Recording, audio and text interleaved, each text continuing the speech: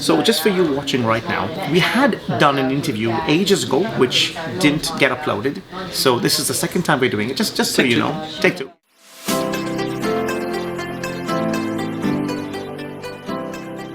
Hello and welcome to another interview. Today I have Dominick Zwolinski. Was that right? That's right. Okay, perfect. Okay. And Dominick is also a magician here at the Magic Bar, where we're currently filming this in Maskelyne and Cooke at the Meridian Hotel in Piccadilly Circus. Dominick does a lot of corporate events. That's what I want to speak to you about. But before we start with that, how did you get into magic? I got into magic through Pat Page's Big Book of Magic, which I borrowed from my local library when I was about 15, 16.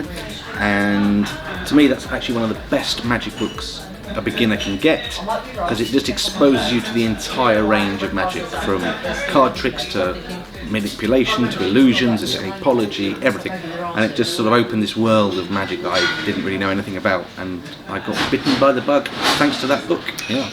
That's amazing. I heard so many things. I never really met Pat Page. I do have one of his books. Jeanette and Philip had given me one of his books. I still have it at home, but I never really got a chance to meet the man, unfortunately. But I heard he was a wonderful magician. So he was great, yeah. He got you into magic. Wow. And then you started doing what? Close-up magic at weddings and parties and that sort of thing? Yeah, I then got into it as a student, and some people said, "Oh, can you come and do this event for us?" I think my probably first professional booking was the student union bar, and then it just sort of snowballed from there. And yeah, since that I've done weddings and corporate dues, and it's just snowballed. Yeah. But now you specialize in corporate events full-time? Yeah, that's specifically what I do. Perfect. So how did you get into that market? Two ways really. First of all, it was just word of mouth. Okay. And secondly, I used to work within the corporate world. So my background is I used to work for Bupa, I've worked for Volkswagen, Zurich, and the final 8 years of my career were working for KPMG. So I know that world very well because I was immersed in it for most of my professional life before I became a professional magician. So you had a lot of those contacts already, so you sort of... It's partly contacts, but it's also partly knowing how that world works. Right. My last role was I was an event manager for KPMG. Okay. So I literally used to book acts and host events and do all of that. So I kind of know what they're looking for, what events it works at, so I've kind of got that background in the events industry too, which is very helpful. And that is so important, because if you know who you would book, then you know how to approach the booker.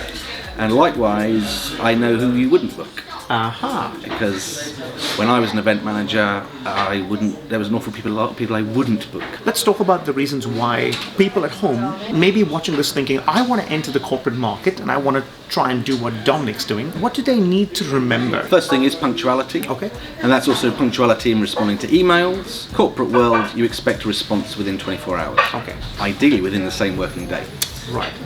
When I was an event manager, if someone was taking longer than that, they've missed the boat. I've got an event to arrange. It needs to be arranged quickly. Yeah. I want those responses back. Okay. And then punctuality and actually turning up to the event. Throughout my 15 years of doing magic professionally and full-time for the last 6, I was surprised when I was doing it semi-professionally, the amount of magicians who would turn up late to an event and think that is okay. Yeah, that's not. It's not. No, if as an event manager, if I've booked you to be there from 7:30 to 9:30, I want you there 7:30 to 9:30. In fact, you have to get there earlier. Ideally. Yes. No one complains if you're early. Yeah, exactly. They'll certainly complain if you're late. I always say, do you know what? Anything out of London, I always say I get to an hour early, just in case there's out of London trains, that sort of thing. Worst things, you can just jump into a taxi and head there.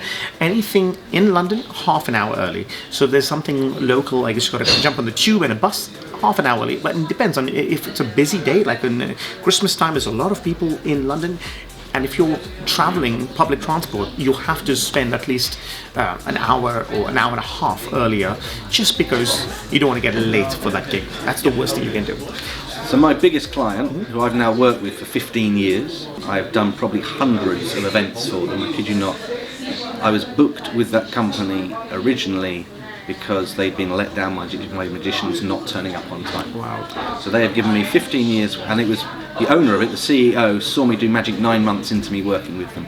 Wow. So he booked me for that, and for that 15 years worth of work, just because I turned up on time. Wow, that's crazy that another magician lost that opportunity. Just something as simple as that. Yeah. So yeah, to me that is a real big thing. You've got to show up. And then, exactly. Sorry. And how do you market to the corporate events? So let's say if you want to start now, you had a big insight to it, and you know how to do it. So let's say someone wants to market to the corporate world.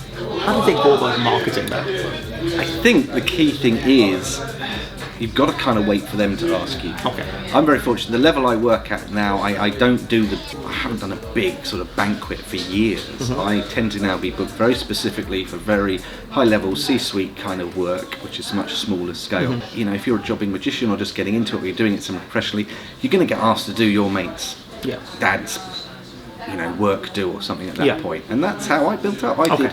You know, I've done the Tesco staff party, I've done the local solicitor firm's thing, years ago, much before I got into doing the bigger clients I have now, and that's the way to do it. I think when I was an event manager, I used to get through the mail an awful lot of stuff from magicians, and 9 times out of 10 it just went in the bin because it looked rubbish. I remember one magician sending me a showreel footage with a trick in it, and the trick didn't work. What? And I showed it to 3 other people in my team, and it didn't work for them. God. And I was like, do you really think you're going to get booked with that? Okay. It's one of those, touch your hand on the screen and move it was your hand he was about. trying to force a card with a riffle type of thing. Okay. And I know what you mean. Yeah, I think David Blaine did that on TV. As I said, it didn't work for me. It didn't work for 3 other people in my team because I just wanted to check it wasn't me, the magician, that was getting it wrong. You know, if you're going to do stuff like that, it's going to be bulletproof. So exactly. Yeah, that sort of stuff is not going to. But so when you're doing show reels, and you spoke about show reels, how would you make a show reel to a corporate company? I think it has to look corporate. Particularly in the UK. Particularly I come from a financial services background, it is still quite traditional. Okay. And they expect you to look smart. Okay. They're not after a dynamo type of guy. No disrespect to him, he's hugely successful in his niche, but in a corporate market, they're going to want someone that looks like them, a bit like this. I often turn up, and when I mingle with guests, a lot of them think I'm one of the partners or the CEO or something like that because of the way I dress and because of the bearing I have, and I think it's those little things that help within that market. It's like any market, if you want to work in any market, you kind of got to understand it. And I mean, I read the Financial Times still. I do research on the companies so that when I'm there, I can talk in an educated way about that company, about what's going on in that industry, because to me those are the little things that make all the difference. That's absolutely 100% spot on, because I had a booking, I had an inquiry that I didn't do it because I was not the right person for the job, and she said we wanted someone to blend in like everybody else and look like everybody else. It was a corporate thing, and obviously my website and my brand is, anyway, I'm catering to a different kind of client. I was not the right person for the job, so I said, sorry, that's not me, and you'd have to find someone else. So it's so important for you to know what your market is and dress accordingly. That's very important. I think what you wear, it sort of works in most places, like the Maskelyne Cooke here. It's perfect what you wear. I think maybe you'd stand out in a place like the hip-hop brunch for something like this, but then again, that's not your kind of noisy environments. That's not your thing. So I think number one is you need to know where you are, what's your brand, where you want to perform, and then dress accordingly. So any other points that you want to end with? I think the corporate magic too, it is, my magic in particular is very conversational, and within the corporate market, the niches I work within, that's what I'm there to do. I'm there to have intelligent conversations as well. And it's not always just about the tricks, it's about being able to talk on a level that is a corporate level. And that's very important, because I know I don't do that. I'm not suitable for that kind of work. So where could people see you? Now, you do a lot of shows, obviously at the Maskelyne. I'm at Maskelyne Cooke most Friday nights. Yes. Come and see me here. I'm happy to do that. I also do a show called Sleight of Hand on the Strand, which runs, again, at the Meridian Hotel upstairs. That show's been running now 3 years. It's a parlour show, which I love being able to do, and that runs on Saturday nights. Okay. So every Saturday night you're going to be there? It's currently, every Saturday night, certainly for January, February, and then we'll see where it goes. But that's so great about being able to do a Saturday night residency, because your corporate events are from Tuesday to Thursday. Yeah. Tuesday, Thursdays, prime nights for those works. That's so different, because for me, those are my dead days, and my prime time is Saturday, Sundays for the weddings and parties, so it's so different. And what else do you do? Do you do something with Tony Middleton?